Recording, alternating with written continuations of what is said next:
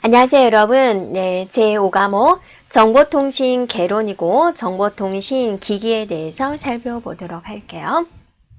자, 앞에서 우리가 이제 한 번씩은 언급되었던 내용인데요. 먼저 단말장치에 대해서 살펴보도록 할게요. 단말장치는 우리가 이제 뭐라고 하나요? DT이다라고 하는 거죠. 그래서 여러분 정보통신 시스템 생각나나요? 네, DTE에 그 다음에 DCE를 거쳐서 통신회선 거쳐서 DCE를 거쳐서 CCU를 거쳐서 컴퓨터 이렇게 이제 연결되어 있는 거죠. 자, 거기서 이 첫 번째 있는 이 단말 장치입니다. 그래서 여기에 이제 사용자가 여기에 데이터를 입력을 하게 되는 거죠. 그래서 통신 시스템과 사용자의 경계선 접점에 위치하며 컴퓨터 위에서 처리될 데이터를 입력을 하거나 처리된 결과를 이제 출력하는 기능이다라는 거죠.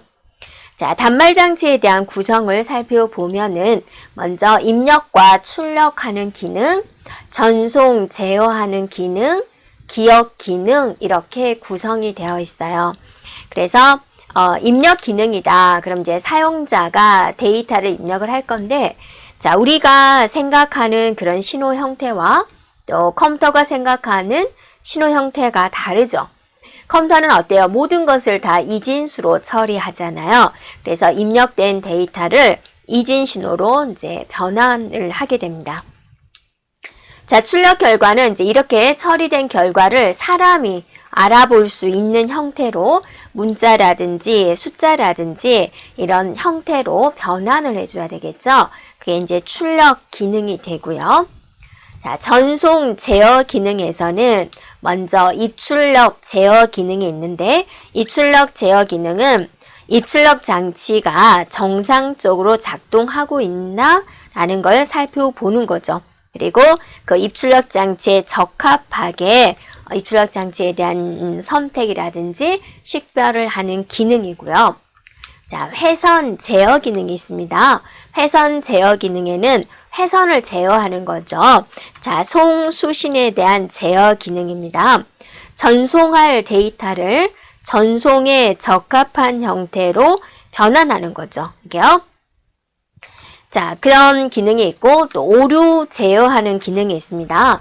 오류가 발생했나? 라는 걸 살펴보는 거고 또 오류가 발생했을 때는 어떻게 처리할까? 라는 것도 보는 거고요. 그 다음에 이제 회선 접속 기능이 있습니다. 회선 접속 기능이다 라는 것은 단말 장치하고 전송 회선하고 이제 연결하는 그런 기능이 되겠습니다. 자, 그리고 이제 기억 기능입니다. 그래서 통신 회선을 통해서 전송하기 전 여기다가 이제 데이터를 모아야죠. 모아가지고 보내야 되겠죠. 모은다, 기억 기능이 있다라는 거죠. 또 출력할 데이터를 단말 장치에 표시하기 전에 잠시 보관해야 되겠죠. 그럴 때 이제 기능, 잠시 기억하는 기능, 이런 게 포함이 되겠습니다. 자, 단말장치에 대한 분류를 살펴보도록 할게요. 단말장치 분류는 이제 조금 과거에 나왔던 부분들입니다. 일반적으로 우리는 범용 단말장치가 있고요. 또 이제 복합 단말장치다, 전용 단말장치다, 기타 단말장치다 이렇게 이야기를 해요. 범용 단말장치다 그러면 자, 여기에는 많은 것들이 있죠. 우리 일반적으로 표시하는 장치에 뭐가 있어요, 여러분? 모니터가 있죠. 네. 모니터의 종류도 좀 몇 가지가 되는데 우리가 이제 완전 옛날에 지금은 이제 좀 보기 힘들지만 완전히 두꺼운 모니터 있죠. 혹시 이걸 본 사람 있나요? 뒤에가 이따만하게 해가지고 책상을 다 차지하는 이게 CRT입니다.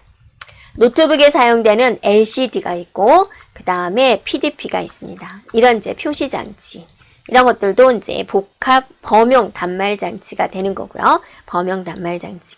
그 다음에 이제 인쇄에 관련된 거 프린터가 해당이 되겠고 또 여러 가지 판독 장치가 있어요. 판독 장치. OCR도 있고 또 여러분 시험 볼 때 쓰는 OMR 답안지도 있고 또 수표에 해당되는 MICR도 있고 많이 있습니다. 그 다음에 이제 기록 장치가 있는데 자기 테이프 자기 디스크 이런 것들이 있고 또 그래픽 장치가 있습니다. 스캐너, 사진을 입력받는 스캐너, 그다음에 디지타이저 이런 것들이 있고 그다음에 이제 천공 카드 이런 것들이 모두 범용 단말 장치에 이제 해당이 돼요. 이렇게요. 자, 복합 단말 장치다. 그러면 이제 원격 일괄 단말 장치다. 자, 원격으로 해서 이제 일괄 단말 장치다 그거죠. 그래서 멀리 떨어져 있는 장소에서 컴퓨터로 처리할 작업을 한꺼번에 모아가지고 처리하는 방식이고요. 또 지능형 단말 장치다라고 있습니다. 자, 이런 것들이 이제 복합 단말 장치고 전용 단말 장치다. 특수한 업무에만 이용되는 것을 우리는 전용이다라는 거죠. 그래서 은행용 단말 장치가 있고 또 의료용 단말 장치가 있고 증권용 단말 장치가 있고 이런 것들이 있다. 또 기타 단말 장치에는 이제 범용이라든지 복합이라든지 전용에 속하지 않은 여러 단말 장치들이 있다라는 겁니다. 자, 그 다음에 이제 기능상 분류를 해보면 입력, 어떤 기능을 하느냐에 따라서 입력 전용 단말 장치, 출력 전용 단말 장치, 입출력 공용 단말 장치 이렇게 이제 나누어집니다. 입력 전용 단말 장치다. 그러면 데이터의 수집만 목적으로 만들어진 거예요. 그래서 데이터를 수집하기 위해서 키보드라든지 OMR이라든지 OCR이라든지 MICR이라든지 이런 것들을 말을 해요. OMR은 광학 마크 판독기예요. 지도용지 같은 거고 OCR은 광학 문자 판독기예요. 네, 다시요. OCR이 이제 광학 문자 판독기. 그래서 문자로 쓰는 거 1, 2 이런 식으로 지도용지에 해당이 되고 OMR은 이제 답안지예요. 네, 우리 이제 시험 볼 때 막 이렇게 시커멓게 색칠하잖아요. MICR은 이제 수표 같은 거예요. 네, 이런 것들이 되고요. 출력 전용 단말 장치다. 출력만 목적으로 만들어진 단말 장치입니다. 그래서 교통 상황을 표시한다든지 오염의 정도를 표시한다든지 프린터 이런 것들을 말을 하고 입출력 모두 하는 공용 단말 장치, 입력과 출력을 모두 수행하는 단말 장치고 일반적으로 단말 장치가 이제 거의 여기에 속한다라는 거죠. 자, 그리고 지능형 단말 장치다, 비지능형 단말 장치다 이렇게 나누는데요. 지능이다. 컴퓨터가 생각을 하려면 뭐가 있어야 되나요? CPU가 있어야 되죠. 그 다음에 저장 장치가 있어야 되겠죠. 그래서 CPU와 저장 장치가 내장된 단말 장치입니다. 그래서 프로그램을 설치한다면 어느 정도의 수준의 작업 처리가 가능하다라는 거고요. 비지능형 단말 장치는 이런 것들이 없다라는 거죠.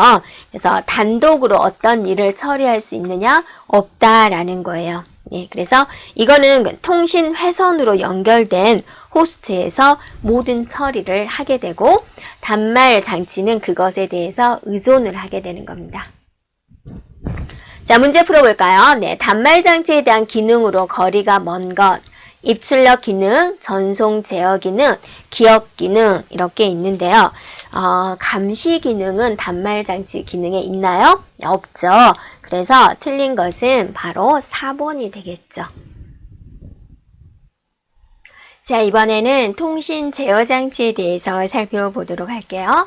통신 제어 장치는 약자로 CCU다라고 합니다. 그래서 여기 있는 이제 전송 회선, 그 다음에 DCE를 거쳐서 컴퓨터로 들어가기 바로 직전에 통신 제어 장치를 거치게 되는 거죠. 그래서 컴퓨터는 이제 처리를 하는 거잖아요. 데이터 처리를 하는 거죠. 그래서 전송에 관련된 전반적인 제어 기능을 수행을 하고 있어요. 그래서 어떤 제어를 하느냐? 전송 제어, 그다음에 동기 및 오류 제어, 또 그 밖에 기능이 있는데 먼저 전송 제어에 대해서 살펴보면은 전송 제어는 이제 다중 접속 제어, 교환 접속 제어, 통신 방식 제어, 우회 중계 회선 설정 이런 기능들을 진행을 하고 있어요. 자, 통신 제어 기능은 많이 출제가 되고 있어요.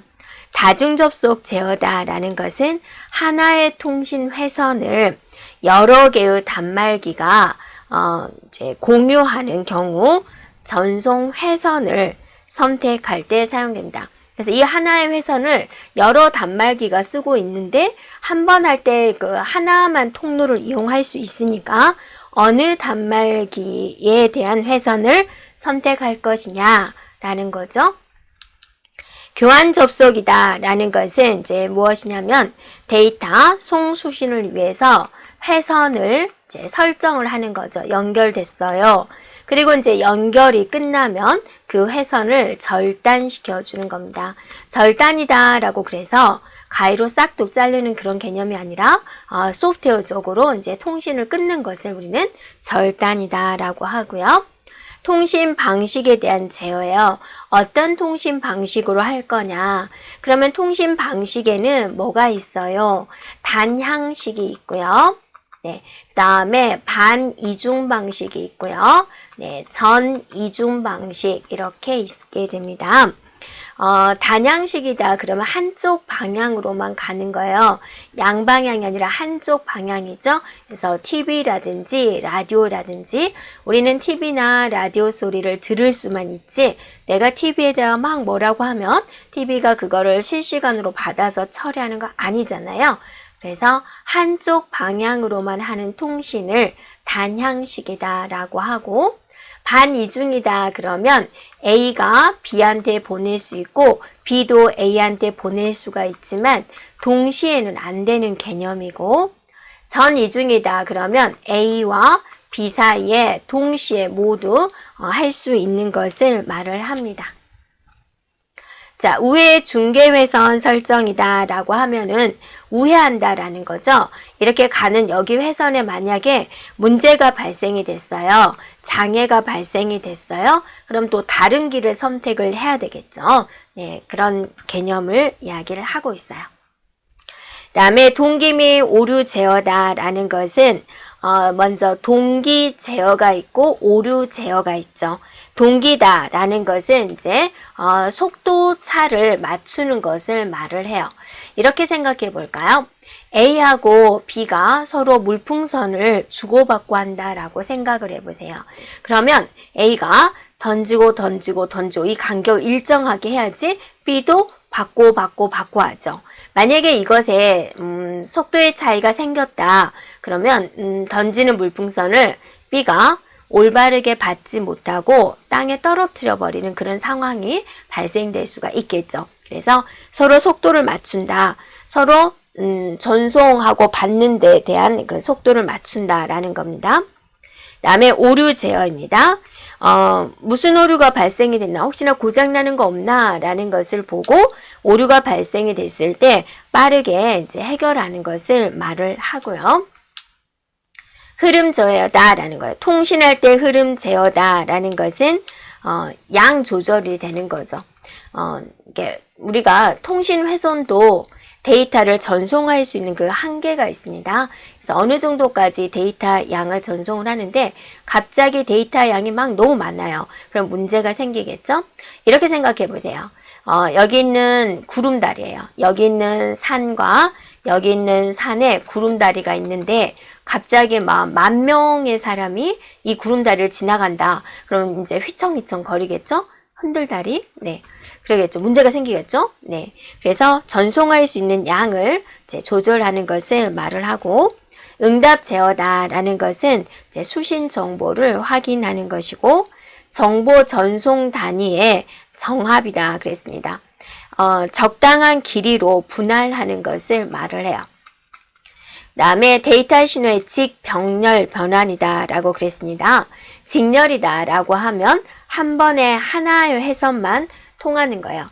1010을 보내고 싶다. 1 보내고 0 보내고 1 보내고 0 보내고 한 번에 하나씩 보내는 방식이고 병렬은 회선이 많아요.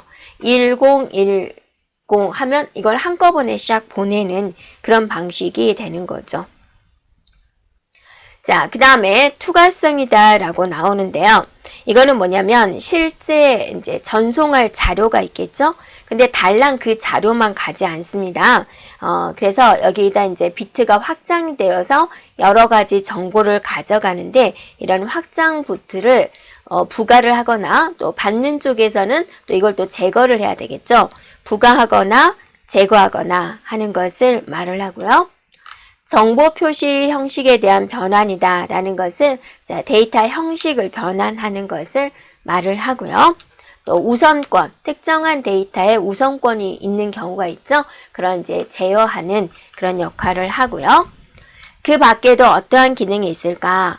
제어 정보 식별이라고 있습니다. 이거는 식별한다 그거죠.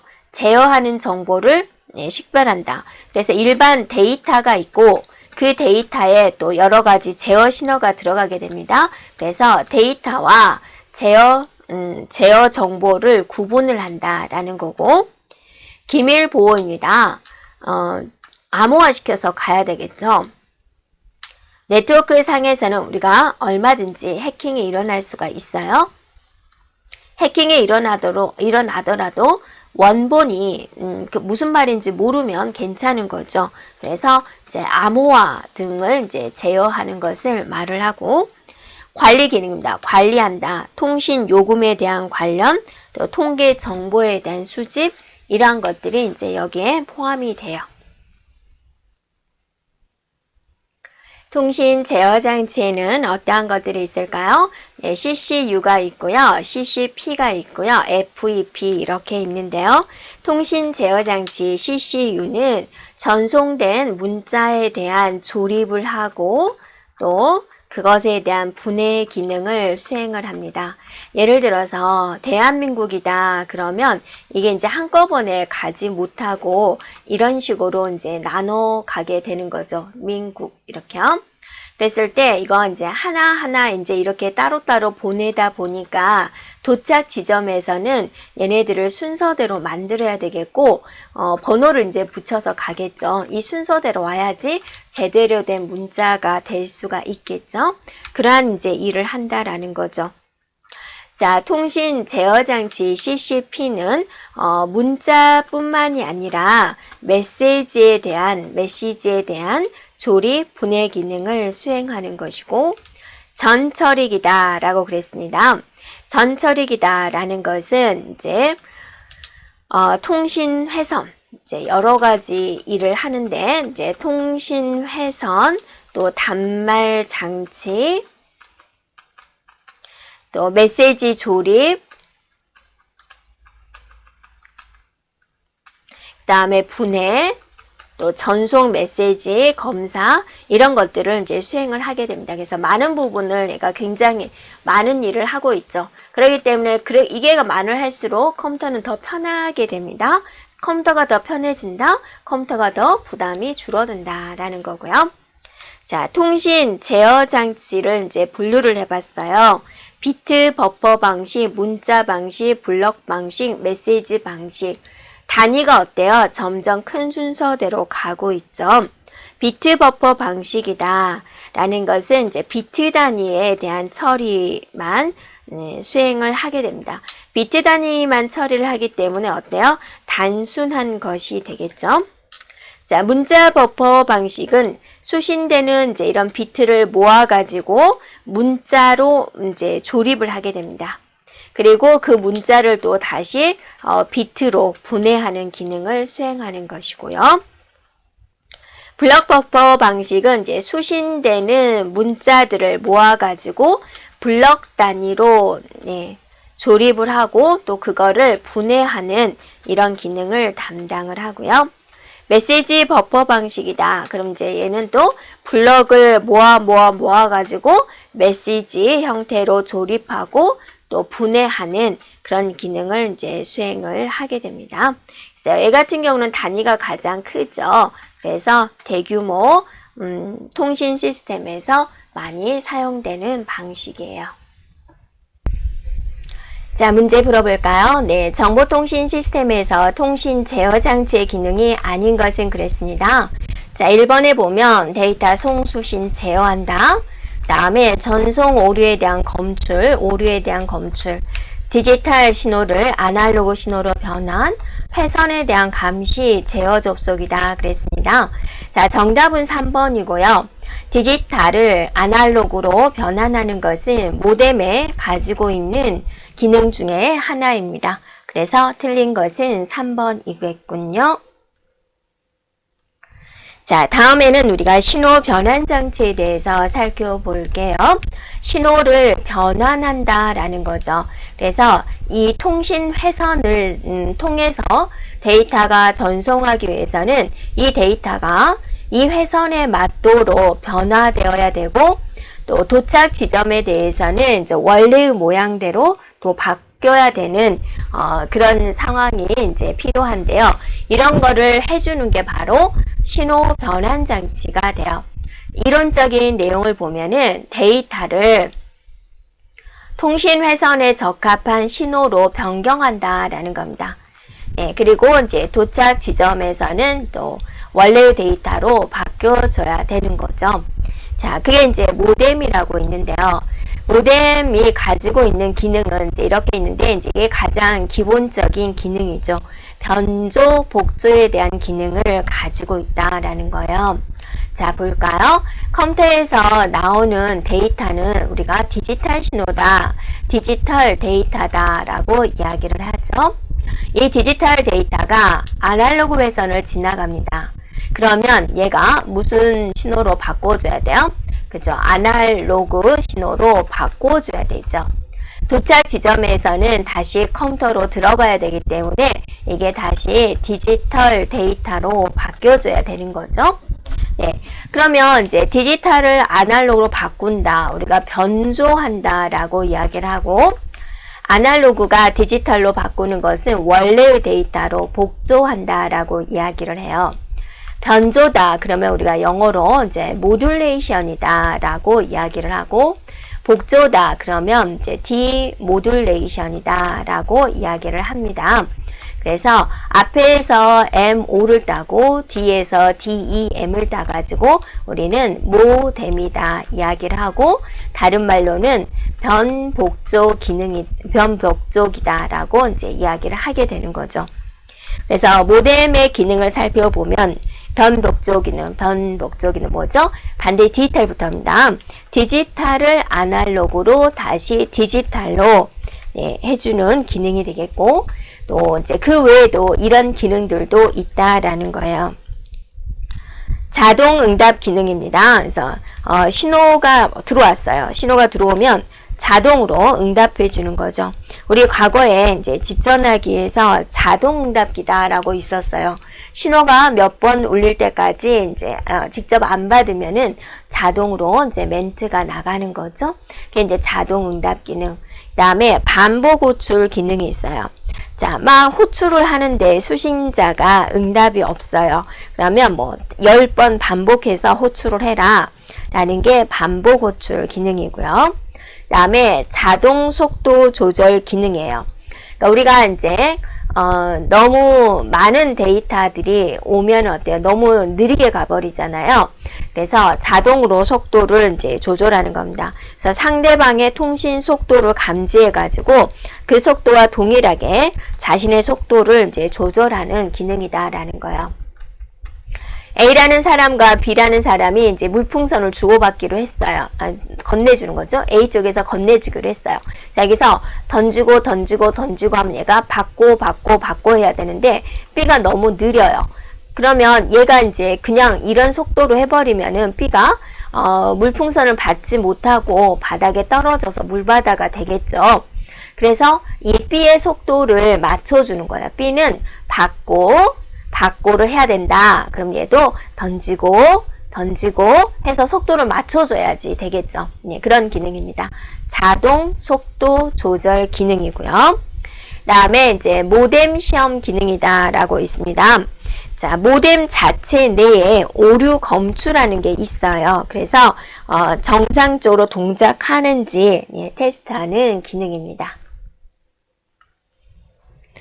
자, 모뎀을 분류해 보도록 하겠습니다. 네, 변조 방식에 의한 분류가 있고, 또 동기 방식에 의한 분류, 포트수에 의한 분류, 통신 속도에 대한 분류 해서 정해진 조건, 규칙, 기준, 정해진 기준에 따라서 모뎀을 분류를 해보면 굉장히 많이 있죠.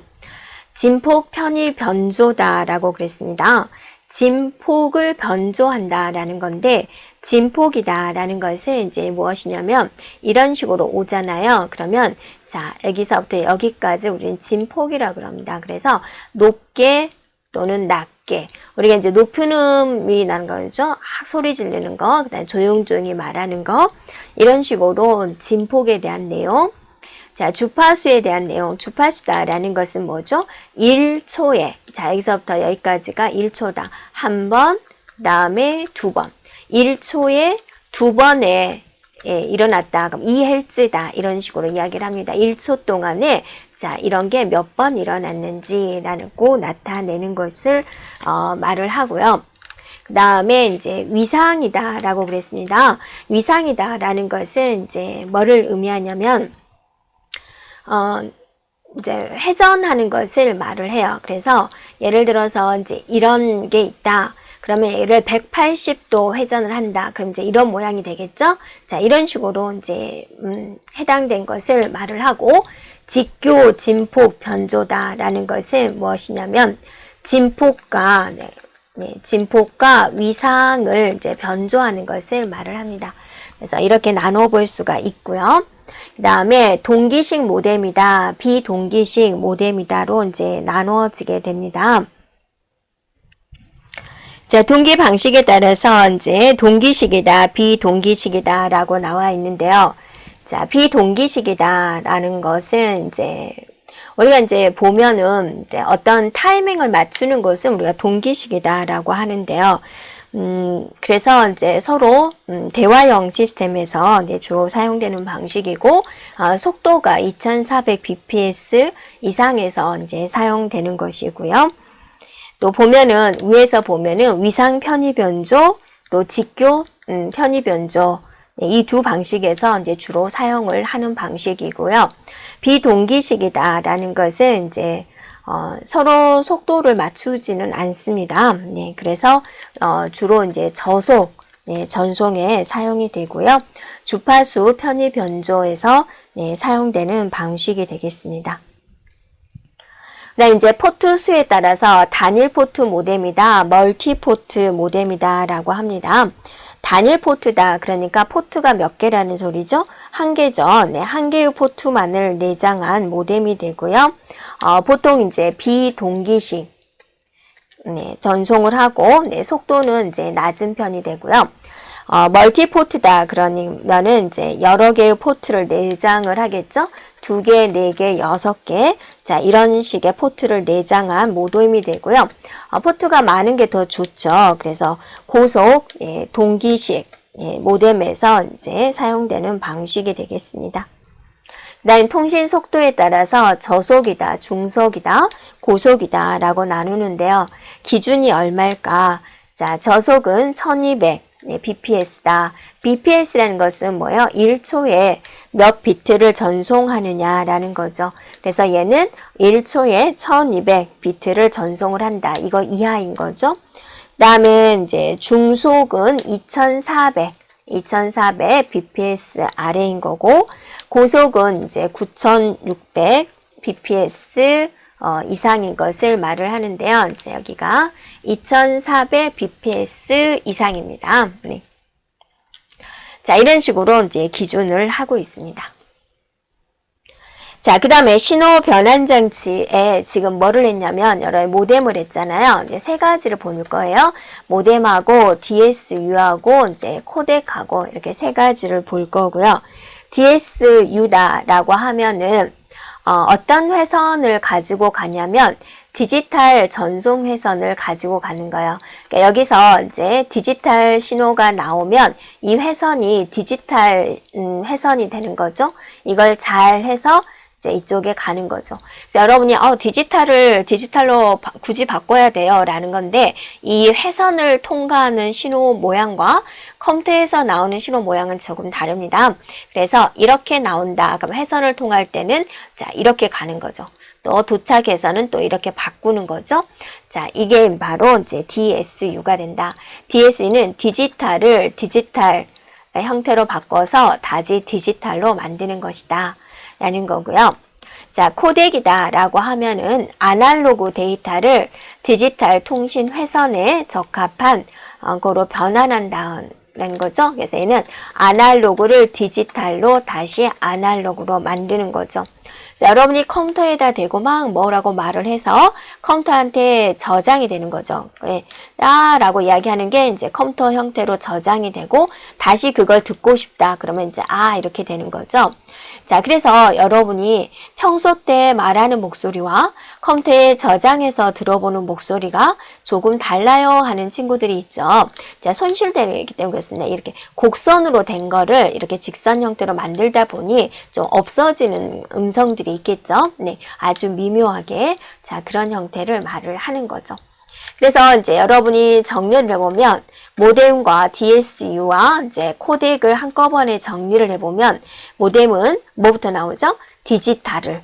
네, 얘도 디지털을. 얘는 아날로그를. 무슨 회선을 거치나요? 아날로그 회선을 거치고 얘는 디지털 회선을 거치고 얘도 디지털 회선을 거치고 얘가 다시 아날로그로 디지털로 아날로그로 이런 방식이 되는 거죠. 그래서 이거는 여러분이 이제 꼭 여기가 디지털이죠.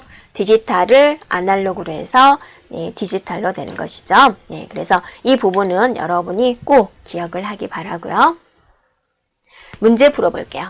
DSU다. 그래서 디지털이죠. 그래서 디지털을 디지털로 다시 디지털로 만드는 거죠.